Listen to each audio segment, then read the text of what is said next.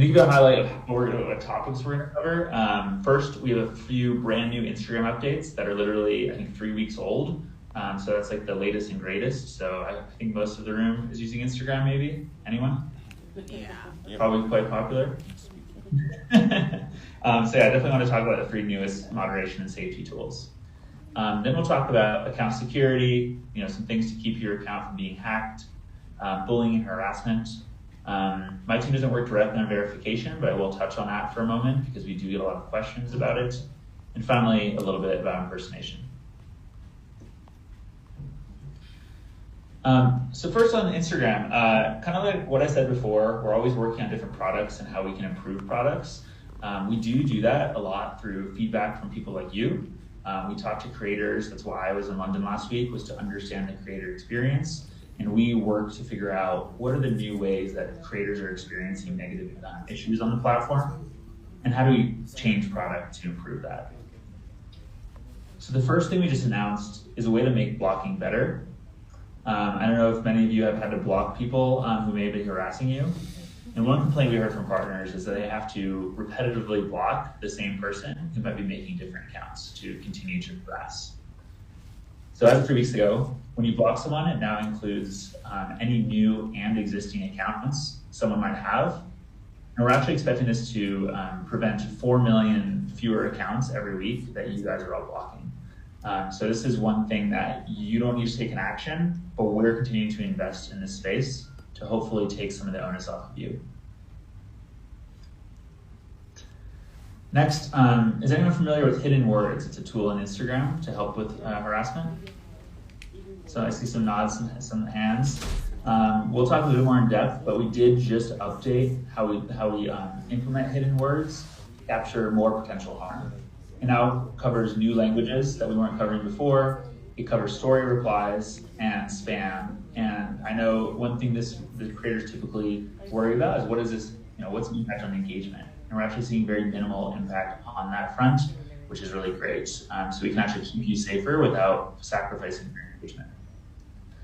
And finally, we're starting to test this as a default on process for creators, again, to take the onus off of you and hopefully prevent some of that from happening and seeing less harmful comments in your story replies and in your comments sections.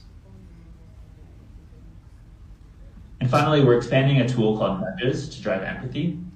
Nudges are a little tool that pops up as like a little pop-up in your Instagram. So if you're a user and you see a bunch of like mean commentary on a reel or on a post, and I could write like, oh, you're so stupid, or maybe some more offensive hate language, before it's actually posted, our AI systems can detect it as hate speech, and a little pop-up comes up that says, hey, help keep Instagram a supportive place. And do you really want to send this note? Is my connection okay, by the way?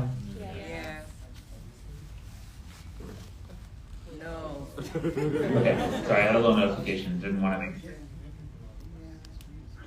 I recommend, by the way, I'd much rather be in the room with you all, and if I hadn't had a commitment to come to Mexico, I would have been on the next plane to Nigeria. I've heard it's really, really fun, exciting place. So it's easier to present in a room with folks, but I also would love to experience Lagos. But we'll deal with the virtual life for now. So essentially with Nudges, it's expanding now in new languages, in Portuguese, Spanish, French, Arabic, and it's nudging those creators. Again, we're seeing that really help people kind of stop and take a check of like, oh, I'm actually messaging a hateful comment to a real person. This isn't like some robot in the world. This is me, this is you, and it's a real person who has to read this. So we're again seeing this prevent a lot of hate speech. Cool. So next, I want to talk about account security and a bit about that and a bit about how you can prevent it. Has anyone in the room been hacked before? Hopefully not. It can definitely be a pretty not good experience.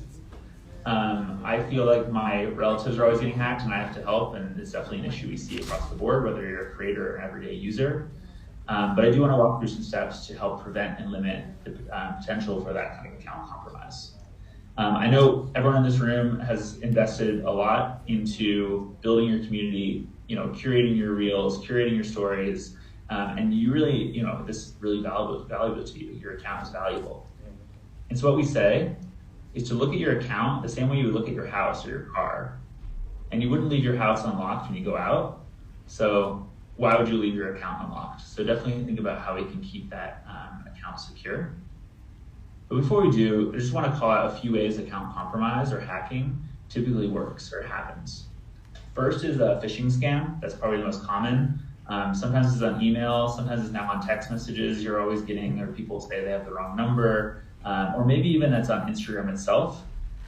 Maybe it's Instagram, like that someone's posing as Instagram, which is not our company, but it's someone trying to mimic Instagram to get your personal information. As an aside, you may see like an Instagram blue badge, or if someone might get a blue badge or a verification, change their name to Instagram, and then ask you for your password. And we'll talk in a bit about this, but Instagram will never ask you for personal information over DMs. So that's something really important to remember, that if you see someone posing as Instagram saying like, send me your birthday, send me your government ID numbers, we'll never do that on Instagram DMs. I also want to call out weak password is actually an issue we see with creators a lot, and that's why they get hacked. I'm not going to do a hand raise in the room for this one, but some creators do things like password 123 as their password, and you don't need to self-identify. I would just tell you, please have a complex password. It may sound crazy, but you wouldn't believe the people we do talk to that have very simple passwords. Or even consider using a tool like... Oh, is there a question? He said, how did you know his password? How did you know? Oh, yeah. No, it's sad. It's like, we deal with these, we see it in real life, and it's like, come on, guys, make it a bit more complex. But there's tools like LastPass that actually create like more complex passwords for you. So even using like a password assistant is really good. And finally, again, this is kind of an obvious one, but like when you're using a shared device, make sure you're logging out of your computer. Because if you stay logged in or logged in on a shared iPad, something like this, someone could still access your account and change your password. And then as an aside, one tip that we've been talking about lately that we do see creators sometimes not think about, and it's actually a good call, is a lot of you may have a contact email in your bio on Instagram that says like, hey, for bookings or for for collabs, email me here. I would recommend that email is not the same email that you use to log into Instagram. The reason for that is that bad actors will literally look at all across the web to get little clues on how to hack you. And so if they see that, they'll first guess that's your Instagram login, and then they'll need to figure out your password.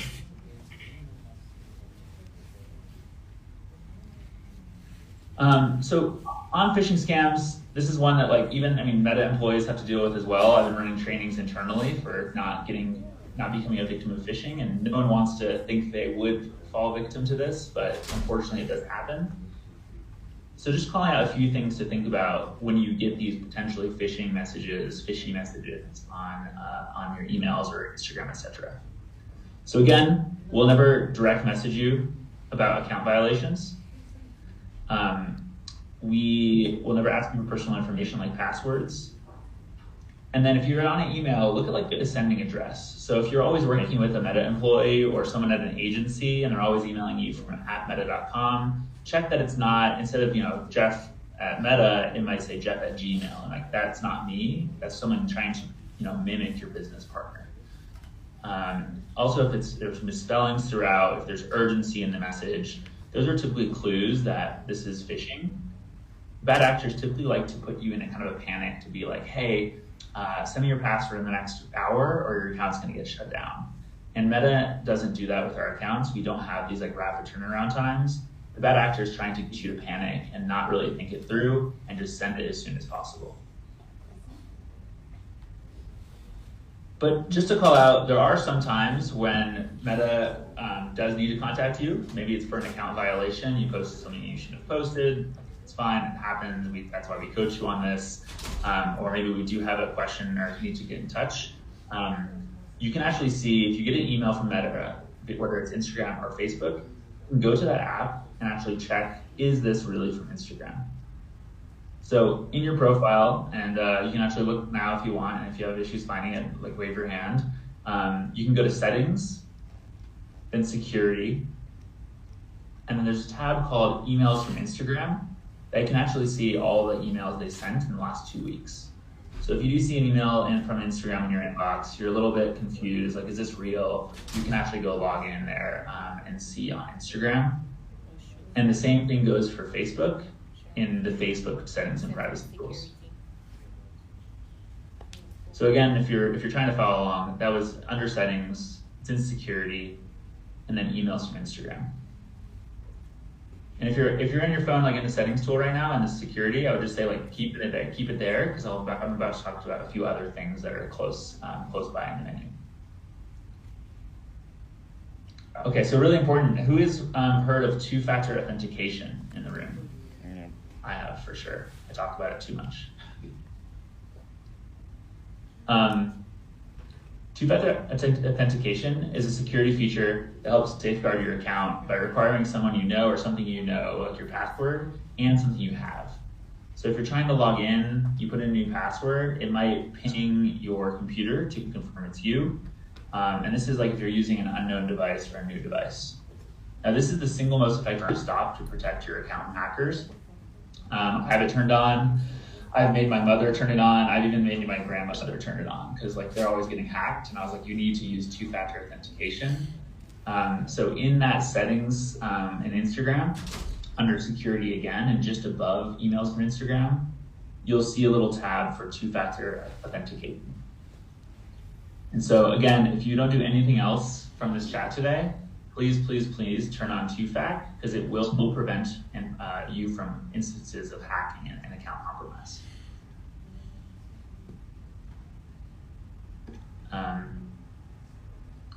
Cool. I'll pause there if there's any questions on the account compromise, or if someone needed me to repeat how to get to two-fact. I wish I had the slides up, but they're kind of malfunctioning on my end. No, it's fine. I think we can actually go on so we can wrap up. I know you're the last to Cool. host the session. I'm going to take it. Yes, so please go ahead and then we can wrap up. Then we'll take questions generally after, if there's any. Okay. Can you hear me? Okay. Perfect. So next, just about bullying and harassment. Obviously, this is a very complex problem, and we see this across the business. We have to deal with things such as hate speech. We see brigading, which means like a lot of people are grouping together to harass you. And we do want to always think about policy and tools that can help prevent that from happening. So first, I mentioned hidden words before. That's again in your settings in Instagram, but under privacy instead of security. And there's this is like one biggest thing I want to talk about is hidden words on Instagram. It's probably like the #1 tool if you are worried about bullying and harassment. This is the one to do. There's 2 types of hidden words to think about. First is offensive content. And this is a pre-curated list of offensive content, offensive words that you can go into the hidden words tool and just turn on. So that's going to prevent a lot of your generalized hate speech that we have already identified as very common. Then the other type is customized word lists. So if you maybe talk about a specific political topic or LGBTQ issues, you might need to put in specific language that prevents like a certain word that continuously harasses you. This kind of is related to the pizza emoji again, like they put it as a custom emoji that they can block. You can block emojis as well as words. So if you're seeing like a word or type of hate speech or language that's continuously bothering you in your accounts, you can actually block just that word. And again, those improvements we made on hidden words is actually starting to look for little ways that maybe people have misspelled a word to get through our systems. We're now kind of getting smarter about that and blocking those as well. And then the other Instagram tool I'll talk about today, in hopes of keeping this kind of swift, we're talking about the most important things, is limits, comment limits. And so this is a situation where maybe something's happened suddenly, maybe one of your posts went viral, and suddenly you're having more followers than ever before, your content is getting delivered in new feeds where people may be like, oh, who is this? And they may not be happy. And so in that moment where you might feel like you're a bit out of control, you can turn on limits under the privacy settings that help you manage these intense episodes of interactions and can slow down who can comment on your post. So you can hide interactions from accounts that don't follow you, or from accounts who just recently started following you. we realize that sometimes when you're having this kind of viral experience, some people aren't following you and they put hateful comments. So you can keep that to fans only during those moments. And again, these are tools that hopefully you don't need to use. Hopefully you don't have to experience this, but I always try to stretch to be aware of them so you're ready if that day ever comes. And finally, we do know also that bullying unfortunately happens sometimes via DMs, direct messages. And the key thing I would throw out here is because of privacy concerns and privacy restrictions, we can't automatically look at all your DMs. We don't want to do that for privacy reasons. So we can't really monitor what type of hate speech is going into your direct messages. So because of this, if you're experiencing hate speech and you already have used the tools I just mentioned, make sure you're always reporting those hateful DMs in app so you can hold down on the message or hold down on the account and record it so we can take action and block that person from harassing you.